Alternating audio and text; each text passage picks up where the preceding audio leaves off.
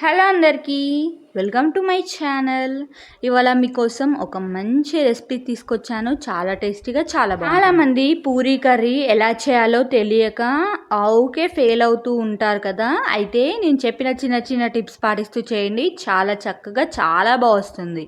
ముందుగా ఒక మందపాటి గిన్నె పెట్టేసుకొని 4-5 టేబుల్ స్పూన్ల నూనె పోసేసుకోవాలి. నూనె బాగా హీట్ అయిన తర్వాత ఇందులోకి కొద్దిగంత ఆవాలు, అలాగే కొద్దిగంత జీలకర్ర, పప్పులు తినే వాళ్ళు ఇష్టం ఉంటే ఇందులోకి శనగపప్పు వేసుకోవచ్చు, అలాగే మినపప్పు కూడా వేసేసుకోవచ్చు. వేసేసుకొని పప్పు బాగా వేగనివ్వాలి.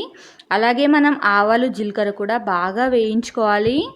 అప్పుడే ఆవాల నుంచి ఒక టేస్ట్ అనేది బయటికి వస్తుంది. మనం అవి సరిగ్గా వేగక ముందే దించేస్తే చేదుగా ఉంటాయి. ఇందులోకి సన్నగా కట్ చేసుకున్న ఉల్లిపాయలు, అలాగే పచ్చిమిర్చి కూడా వేసేసుకొని బాగా ఫ్రై అవ్వనివ్వాలి. ఉల్లిపాయలలో కొద్దిగా ఉప్పు వేసుకుంటే కూడా మనకు కొంచెం తొందరగా ఉల్లిపాయలు అనేవి వేగిపోతాయి. వీటిని బాగా ఫ్రై చేసుకున్న తర్వాత 1/2 టీ స్పూన్ అంతా పసుపు వేసేసుకొని పచ్చివాసన పోయేదాకా వేయించుకోవాలి.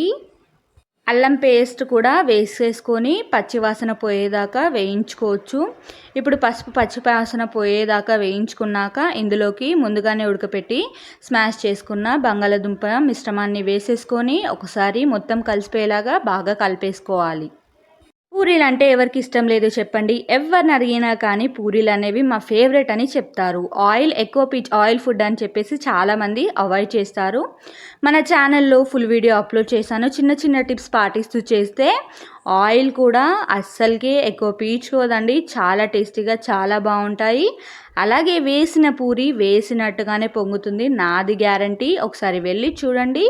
లింక్ డిస్క్రిప్షన్లో ఇస్తాను, అలాగే వీడియో ఎండింగ్లో కూడా వేస్తాను. ఇప్పుడు ఇందులోకి 2 కప్స్ ఆఫ్ వాటర్ వేసేసుకొని ఇందులోకి రుచికి సరిపడా ఉప్పు, అలాగే రుచికి సరిపడా కారం వేసేసుకొని ఒకసారి బాగా కలిపేసుకోవాలి. ఈ నీళ్ళు మసలనివ్వాలన్నమాట. మసులుతున్నప్పుడు మనము 1 టేబుల్ స్పూన్ అన్న 2 టేబుల్ స్పూన్లన్నా శనగపిండి తీసేసుకొని కొద్దిగంత వాటర్ పోసేసుకొని పల్చగా చేసేసుకొని ఇందులో నీళ్ళు మసులుతున్నప్పుడు వేసుకుంటూ కలిపేసుకోవాలి. అంతే అండి, మన కూర చూసారా రెడీ అయిపోయినట్టే. బొంబాయి చట్నీ చాలా టేస్టీగా చాలా బాగుంటుంది. ఒకసారి ట్రై చేయండి. అలాగే మా వీడియో నచ్చితే లైక్ చేయడం మాత్రం అస్సలకే మర్చిపోకండి.